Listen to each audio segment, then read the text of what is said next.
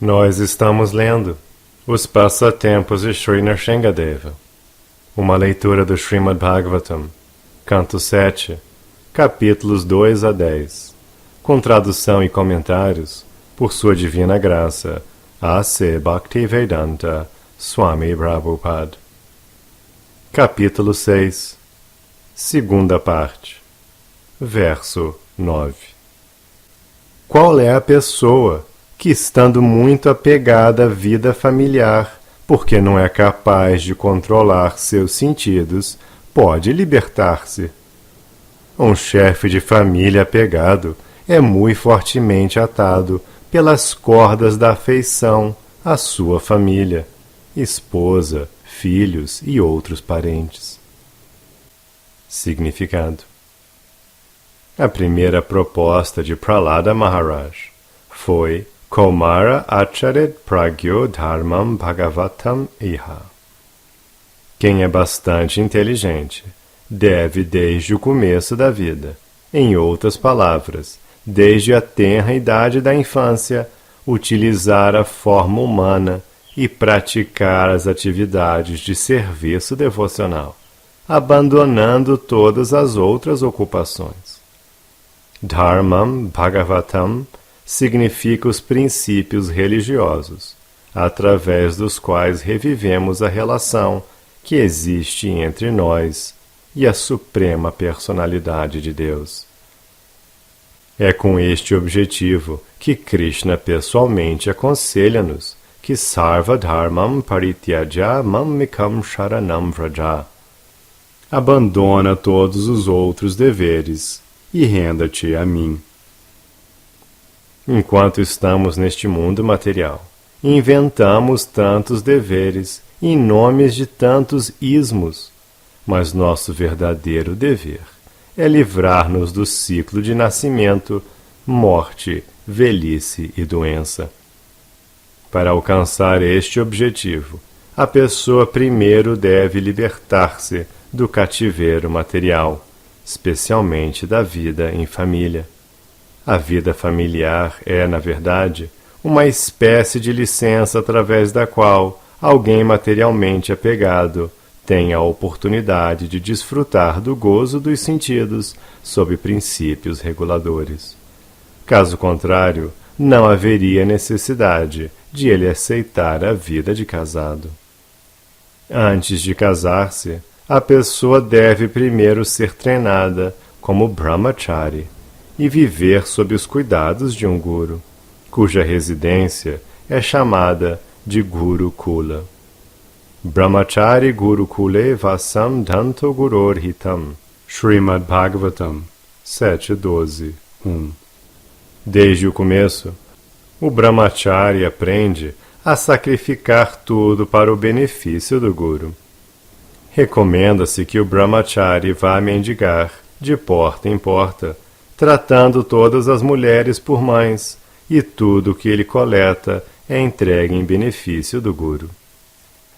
Desse modo, ele aprende a controlar os sentidos e sacrificar tudo para o Guru. Quando ele estiver plenamente treinado, se ele assim o quiser, poderá casar-se. Portanto, ele não será um grihasta comum, que sabe apenas satisfazer os sentidos. O grihasta treinado pode gradualmente abandonar a vida de casado e ir para a floresta, onde procurará obter maior iluminação espiritual, preparando-se para tomar sannyasa. Prahlada Maharaj explicou a seu pai que, para livrar-se de todas as ansiedades materiais, a pessoa deve ir para a floresta. Itvatma patam griham andakupam. Ela deve abandonar o lar, que é um local de onde progressivamente se afunda nas regiões mais escuras da existência material. O primeiro conselho é que, portanto, deve-se abandonar a vida de casado, griham andakupam. No entanto, se alguém, devido aos sentidos descontrolados, preferir permanecer no poço escuro da vida em família, ele fica mais e mais atado pelas cordas da afeição à sua esposa, filhos, empregados, casa, dinheiro e assim por diante. Semelhante pessoa não pode libertar-se do cativeiro material. Portanto, desde o começo de suas vidas, as crianças devem aprender a ser brahmacharis excelentes. Então, no futuro, conseguirão abandonar a vida de casado. Para voltar ao lar, voltar ao Supremo, a pessoa deve ser inteiramente livre do apego material. Portanto, Bhakti Yoga significa Vairagya Vidya, a arte que nos ajuda a desenvolver ojeriza ao gozo material. Vasudeve Bhagavatim Bhakti Yoga Prayojitaham Janayati Yashu Vairagyam Gyanam Chayada Haitukam. Quem presta serviço devocional a Sri Krishna, a personalidade de Deus, adquire imediatamente conhecimento imotivado e desapega-se do mundo. Srimad Bhagavatam 1.2.7. Aquele que desde o começo da vida ocupa-se em serviço devocional facilmente alcança Vairagya Vidya, ou Asakti, desapego, e torna-se Jitendriya, controlador de seus sentidos. Portanto, quem se ocupa em perfeito serviço devocional chama-se Goswami ou Swami, senhor dos sentidos. Quem não é senhor dos sentidos não deve aceitar a ordem de vida renunciada, sannyasa. Uma forte inclinação para o gozo dos sentidos é o motivo por que o corpo material existe. Sem conhecimento pleno, ninguém pode desapegar-se do gozo material. Porém, enquanto não galgar essa posição, a pessoa não estará em condições de voltar ao lar, voltar ao Supremo. Verso 10. O dinheiro é tão querido que é considerado mais doce do que o mel. Portanto, quem pode abandonar o desejo de acumular dinheiro, especialmente na vida de casado?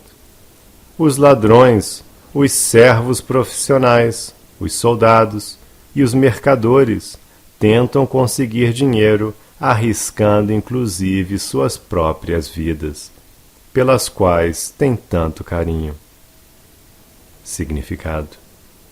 Neste verso, indica-se como é que o dinheiro pode ser mais querido do que a própria vida.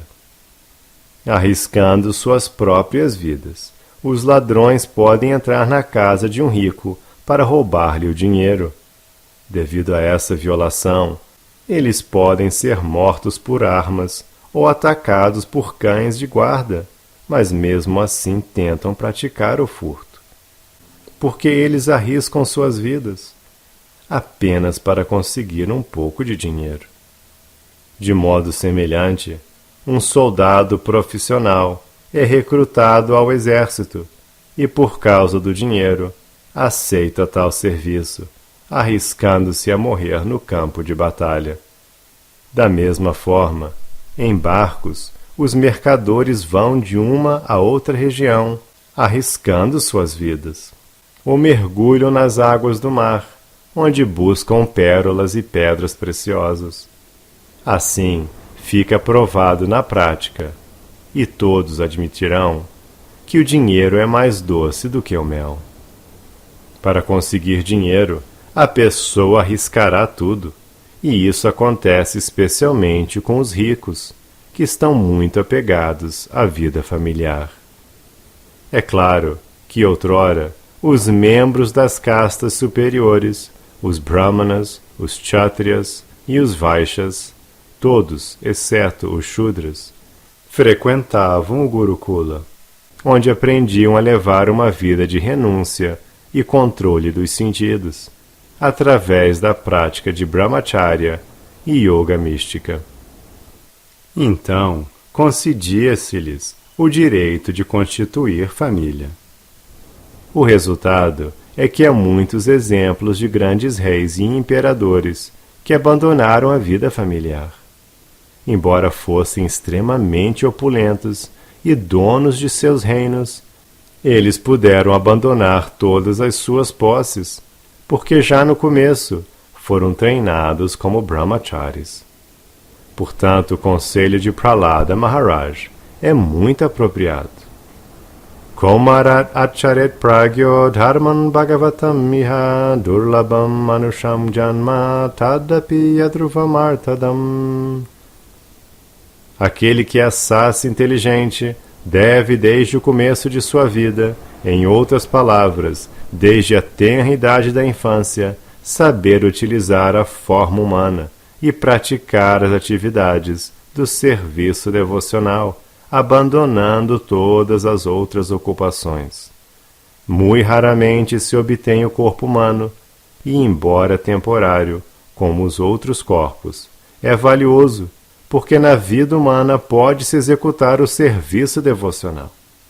Quem realiza pelo menos um pouco de serviço devocional sincero pode alcançar a perfeição completa. A sociedade humana deve aproveitar-se desta instrução.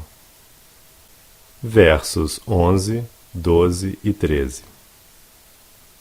Como pode abandonar a companhia de sua família uma pessoa que lhe dedica tanta afeição e cujo âmago do coração está sempre repleto das imagens dos membros familiares?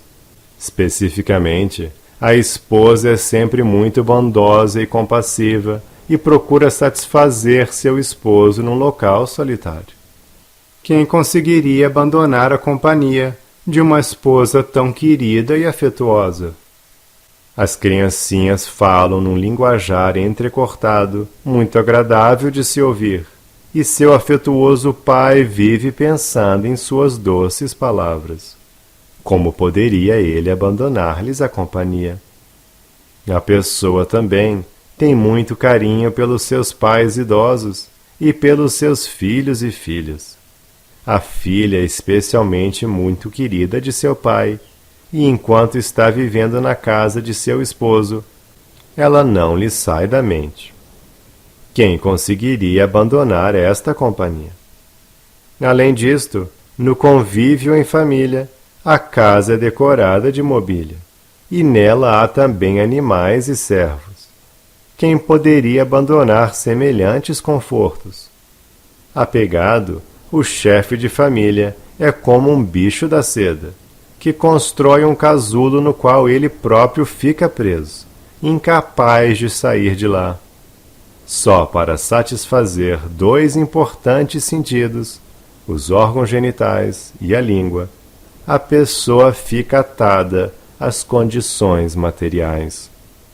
De que jeito pode ela escapar? Significado: no convívio em família, a principal atração é a bela e agradável esposa, que aumenta cada vez mais a atração doméstica. No desfrute propiciado pela esposa, dois órgãos sensoriais se destacam, a saber, a língua e a genitália. A esposa fala palavras muito doces. Certamente, isto é uma atração. Depois, para satisfazer a língua, ela prepara alimentos muito agradáveis. E quando a língua está satisfeita, os outros órgãos dos sentidos, especialmente a genitália, ficam energéticos. Assim, a esposa dá prazer através da relação sexual. Vida de casado significa vida sexual. Yan maitunadi grihamedhi sukham itucham. Isto é atiçado pela língua. Depois vêm os filhos. Um bebê causa alegria ao falar palavras doces, numa linguagem entrecortada. E quando os filhos e as filhas crescem, o pai envolve-se na educação e casamento deles. Então ele deve cuidar de seu próprio pai e mãe, e ele também preocupa-se com a atmosfera social e procura agradar seus irmãos e irmãs. Cada vez mais ele se emaranha nos afazeres da família, tanto que deixá-los é quase impossível. Assim, a vida de casado torna-se Griham Andakupam, um poço escuro, no qual o homem acabou caindo. É extremamente difícil que semelhante homem consiga escapar dessa situação, caso ele não receba a ajuda de uma pessoa forte, o mestre espiritual, que com sua corda resistente às instruções espirituais socorre as pessoas caídas. Uma pessoa caída deve aproveitar-se dessa corda, e então o mestre espiritual, ou Krishna, a suprema personalidade de Deus, irão tirá-lo do poço escuro. Verso 14. Aquele que está muito apegado não consegue compreender que, na busca de tentar manter sua família, está desperdiçando sua vida valiosa. Ele também deixa de compreender que o propósito da vida humana, uma vida própria para se entender a verdade absoluta, está sendo imperceptivelmente inutilizado. No entanto, ele é muito arguto e está atento a que nem um único centavo seja dissipado. Assim, embora esteja sempre sofrendo as três misérias, uma pessoa apegada e imersa na existência material não fica desgostosa com a vida material. Significado: um tolo não compreende os valores da vida humana. Tampouco compreende que está desperdiçando sua vida valiosa só para manter os membros de sua família.